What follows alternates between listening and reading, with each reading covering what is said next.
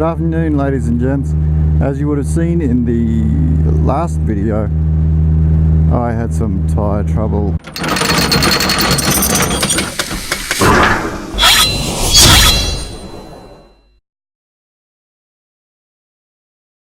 Ended up stranded for a while. Now there's two ways you can handle it. One is this way. Well, shit.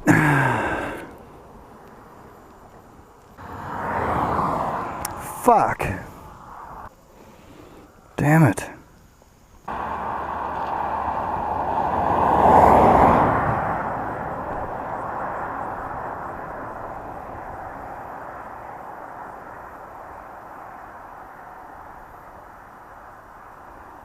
And the second way is to actually have equipment with you that you can repair it with, which is obviously a lot more effective. G'day ladies and gents. If you've been following me on Instagram, you'll know that I had a little incident on the way home from the coast, and that tiny little mark there, I'm pretty sure is the culprit.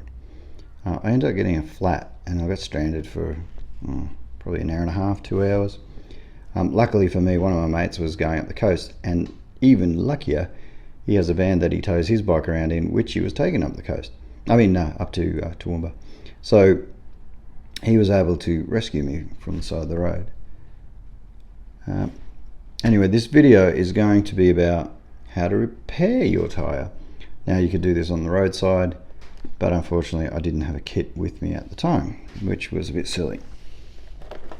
So what I did do was I went out and bought a puncture repair kit. Now, I've used these on my 4-wheel drives, and I've had to repair decent holes in tyres out in the bush, and it's really quite simple. The process on a bike is exactly the same. Essentially what you do, there's a few tools in here.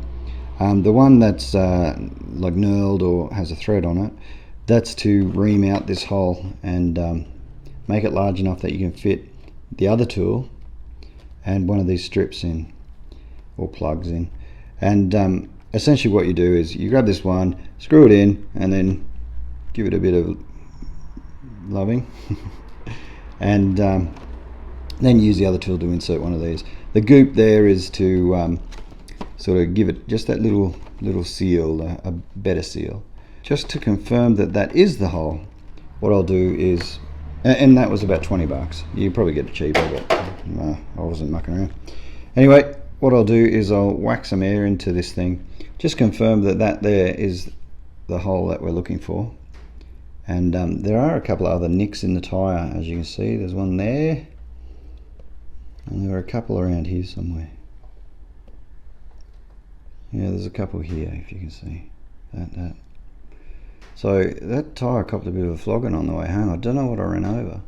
I did give it a squirt past a couple of cars and gave the bike a bit of a run, and I don't know what I've run over, but I wasn't running on the centre of the road. I was on the other side of the road while I was passing them, and then cut back across into the lane, and off I went. Looking at the video, I wasn't able to see what I ran over. I haven't looked at the rear facing camera to see if I picked anything up.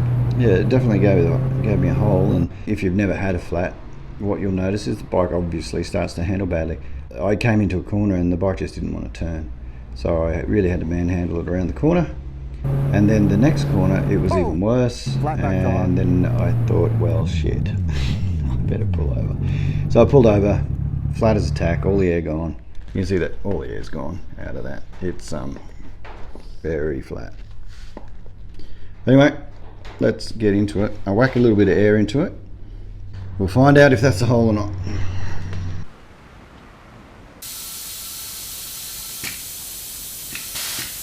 Oh yeah, a little bit leaky. That is definitely the hole.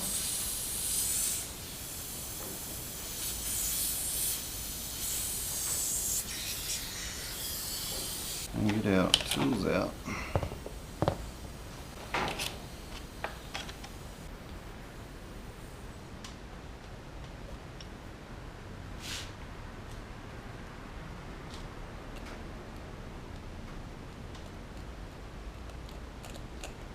So you'll hear when you hit the steel belt,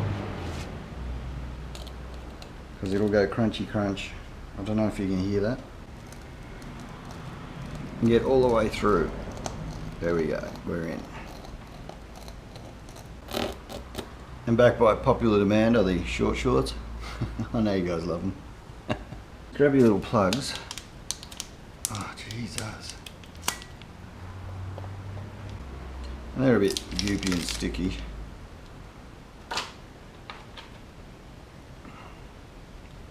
You probably want to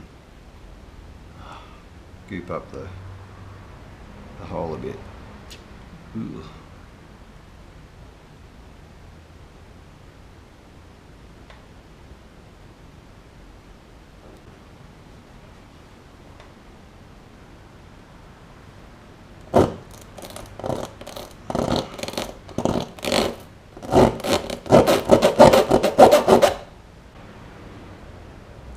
So then you gotta stick this through your tool.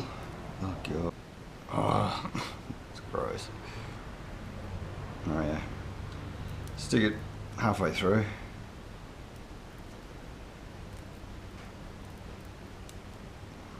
Like that.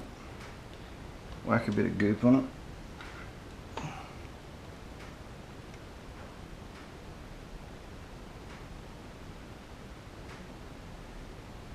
And then whack this sucker in. Now, you gotta be careful not to punk and push it all the way through, which I've done previously. But what you should try and do is hold your finger out, but I'll just break my bloody finger. So just try and get it in. There you go. Once she goes, she goes. So you want to stick it through and leave a good bit out, because you're going to trim that off, but you've got to make sure you punch through the stuff. Alright, so that's enough to leave out. Now, when you pull it out, it just separates and pops back out. So now that's pretty much it. And, oops, and you can cut that off. But what I might do is put a bit of air in there and just make sure it's going to seal.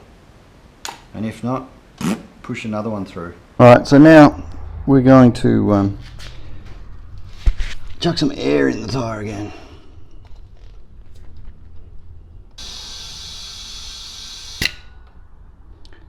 And no leaks. So that's cool. So I just have to trim that off now. Fixed. And could have done that on the roadside if you had an air compressor. No, if you have those little canisters, you could put enough air in it to get you to a petrol station or a service station where you can whack a bit more in it. So let's finish the job. So they give us this little blade, and basically some people say to cut it off flush and others to leave a little bit. Honestly, I don't think it really matters, because you're going to wear this rubber off. Some people think that it might push back through, but I don't think so. Anyway, that's fixing a tyre when you get home and buy a puncture repair kit. So it'd be a good idea to carry that with you if you go more than a few k's away from home, especially if you're traveling along some isolated roads. And the other tip I'd give you is take some water. Holy shit, I was thirsty. It was so dry, so hot. But anyway, thanks for watching, guys. I'll see you next time. Bye. I hope you enjoyed that video and found it interesting.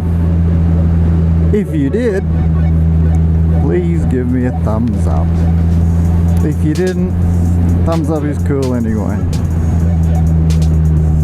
If you haven't subscribed, consider subscribing, and also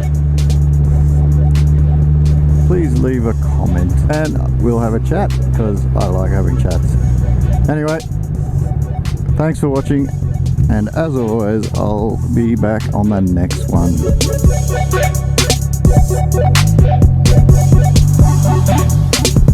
Oh, I just love this track.